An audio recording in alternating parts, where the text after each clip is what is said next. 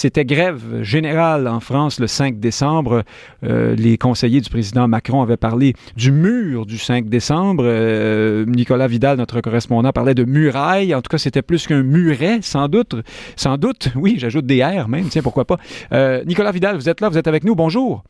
Bonjour Nick, bonjour. Faites-nous un bilan assez bref de ce que ça a donné ce 5 décembre. Je sais que notamment dans le domaine du transport, la grève s'est poursuivie ou se poursuit au moins jusqu'à aujourd'hui dans certains cas. Puis on sait aussi que le gouvernement français, dès les heures suivant la journée de grève, a durci sa position aussi en demandant par la voix d'Édouard Philippe, le premier ministre, la fin de certains régimes spéciaux. Où en est-on exactement?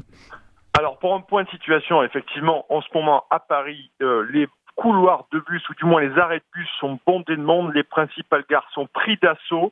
On voit des images sur Twitter assez incroyables, des Franciliens et des Parisiens qui tentent désespérément soit de rejoindre Paris, soit d'en sortir, ou du moins de s'y déplacer. Je vous rappelle que pratiquement 10 lignes de métro, voire 12 lignes de métro sont totalement fermées.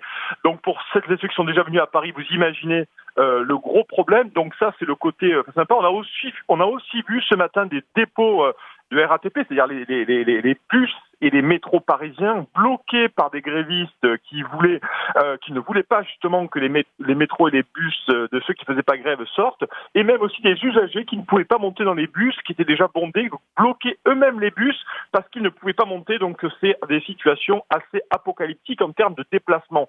Mais là n'est pas l'essentiel. L'essentiel, effectivement, vous l'avez dit, Nick, c'est la position du gouvernement aujourd'hui et pas la violence actuellement, mais l'intensité de la grève et des grévistes qui est assez très très importante ici en France. De plus en plus de gens font grève. Sur tout le territoire, c'est à noter quand même. Ça va des raffineries, blocage de ronds-points. Vous savez, on avait beaucoup parlé des ronds-points avec les gilets jaunes. Et bien là, c'est les raffineries effectivement qui sont prises d'assaut pour certaines avec. Et ce qui est intéressant à noter, Nick, pour mettre un peu le cadre de ce mouvement de grève important, c'est que les gilets jaunes, et du moins les syndiqués, je parle bien des syndiqués, c'est-à-dire de la base des syndicats, se retrouvent de plus en plus, soit dans les manifestations, les défilés et les blocages. Et ça, c'est assez nouveau. Et je dois dire, si j'étais à la place d'Emmanuel Macron, je serais assez inquiet de cette convergence des colères. Et je crois qu'Emmanuel Macron, dans son bilan, pourra mettre en haut de la liste d'avoir réussi, d'être parvenu à lier, à agréger toute une foule de gens qui sont très mécontents de sa politique. Voilà, pour le décor est planté. Et nous sommes aujourd'hui au 5e jour de grève. Et je peux vous assurer qu'aujourd'hui, plusieurs syndicats ont rappelé à la grève jusqu'au moins jusqu'à jeudi. Donc c'est grève générale. Donc la situation est compliquée. Voilà, de façon pratique. Rappelons à nos auditeurs que l'objet, enfin le point de départ de cette grève, c'est la réforme des retraites. Les régimes spéciaux dont Édouard Philippe réclame la fin sont des régimes de retraite. Alors voilà pour ça. Maintenant, quelle est la stratégie du gouvernement et du président? On comprend qu'il s'agit de jouer les différentes...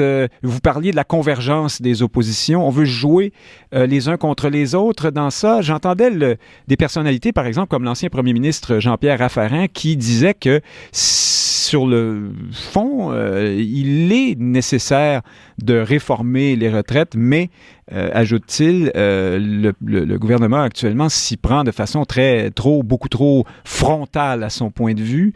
Qu'est-ce que vous en pensez, vous? Alors, c'est extrêmement intéressant parce qu'on rentre au fond du problème, on rentre dans le dur. C'est-à-dire que, vous l'avez dit, c'est un problème de réforme des retraites. Emmanuel Macron veut passer à la retraite par répartition. Ça, c'est extrêmement important. Pourquoi il y a une convergence? Parce qu'aujourd'hui, cette retraite, elle s'applique, effectivement, vous avez parlé des régimes spéciaux, c'est-à-dire les chauffeurs de bus parisiens, les chauffeurs de métro et toute la SNCF, c'est-à-dire les trains en France. Donc, il y a ces régimes spéciaux qui sont 3% de la population. Et Emmanuel Macron et le gouvernement tentent désespérément de diviser. Regardez les méchants chauffeurs de bus, les méchants conducteurs de train qui, finalement, manifestent pour un simple corporatisme contre vous. Et en fait, c'est au-delà, cette réforme des retraites. Il faut bien comprendre au Québec que la réforme des retraites aujourd'hui, c'est plutôt le peuple français, enfin une partie du peuple français, vous savez, j'en parle assez souvent, c'est 60% de la France périphérique, qui est en train aujourd'hui de se dresser littéralement face à la politique néolibérale d'Emmanuel Macron et des gouvernements précédents. Mais comme Emmanuel Macron l'affirme ou l'impose avec beaucoup plus de vigueur et de fermeté, c'est carrément tout un système politique qui est remis en cause. C'est-à-dire qu'aujourd'hui, on a deux blocs. On a cette France mondialisée, c'est-à-dire la France des gens assez riches, très riches, des 1%, contre l'autre France qui ne veut pas de ce système politique néolibéral. Et c'est pour ça que la réforme des retraites, finalement, rappelez-vous des Gilets jaunes, c'est parti sur une taxe sur le gasoil. Vous vous souvenez, il y a un an. Et finalement, on s'est rendu compte que les colères se sont agrégées et les revendications étaient beaucoup plus vastes que ça. Ce n'est pas que la taxe gazole. On était sur des questions démocratiques, des questions de souveraineté, des questions de pouvoir d'achat. Et là, Emmanuel Macron, apparemment, n'a pas retenu la leçon,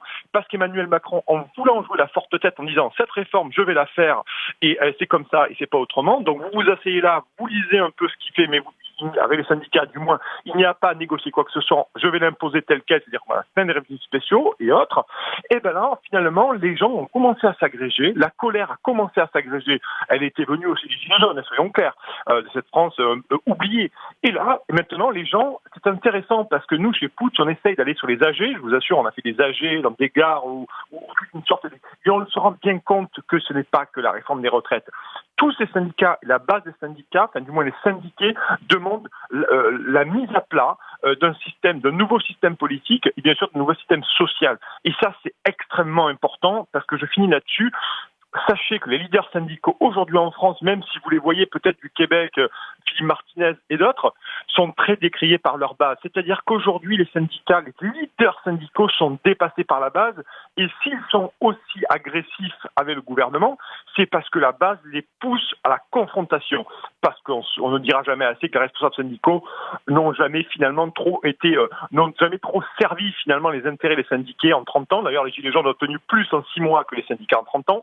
Donc c'est une nouvelle conception ou un nouvel affrontement aujourd'hui en France qui est extrêmement, je ne vais pas dire incontrôlable, mais absolument imprévisible à ce jour, à cette heure, parce que la Grèce est encore très très suivie ici en France. Voilà grosso modo l'idée. Alors c'est à suivre, on vous laisse aller vous perdre dans la circulation, vous coincer quelque part en espérant que ce ne sera pas trop difficile pour vous dans les prochains jours. Merci beaucoup Nicolas Vidal. Rappelez-nous lorsqu'il y a des développements, sinon on vous appelle aussi, vous pouvez en être certain. Merci de collaborer avec... Je vais vous donner notre information, c'est croustillante. Je finis rapidement. Allez-y. Oui, alors juste une info, Jean-Paul Delvoye, qui était le haut commissaire aux retraites, qui est chargé d'orchestrer toute la réforme aujourd'hui, de façon assez brutale sous le patronage d'Emmanuel Macron, il y a eu une polémique qui est sortie il y a quelques heures. On s'est rendu compte que Jean-Paul Delvoye avait omis de déclarer à la haute autorité de la transparence de la vie publique qu'il était administrateur du monde des assurances. Voilà. Et quand vous savez que la réforme des retraites par répartition donnera lieu forcément à l'ouverture d'un marché, c'est-à-dire que si vous voulez être pleinement couvert, il vous faudra à un moment donné vous affilier à un système de retraite privé. On s'est rendu compte que Jean-Paul Delvoye était administrateur d'un groupe d'assurance privée. Donc énorme polémique ici en France. Donc je vous dis, la situation est explosive et on va de Carrie en Silla, que ce soit sur les bus, les RER, mais également sur le blocage qui va s'intensifier. Et demain, je le rappelle pour terminer, deuxième grande journée de mobilisation à Paris, même en France, où pratiquement plus d'1 million de personnes ont été réunies jeudi dernier. Et demain, ça devrait être encore plus suivi. Donc la situation en France est, je dirais pas chaotique, ne pouvons pas les gros mots, mais elle est assez imprévisible. C'est une bonne tuile là, que vous nous racontez là sur cette histoire de conflit d'intérêts apparent, en tout cas, à tout le moins. Nicolas Vidal du média Putsch, merci beaucoup d'avoir été avec nous ce matin. Merci beaucoup. Au plaisir. Journée. À une prochaine. Vous aussi. Bonne soirée là-bas. Oui, et bonne soirée pour nous. Voilà.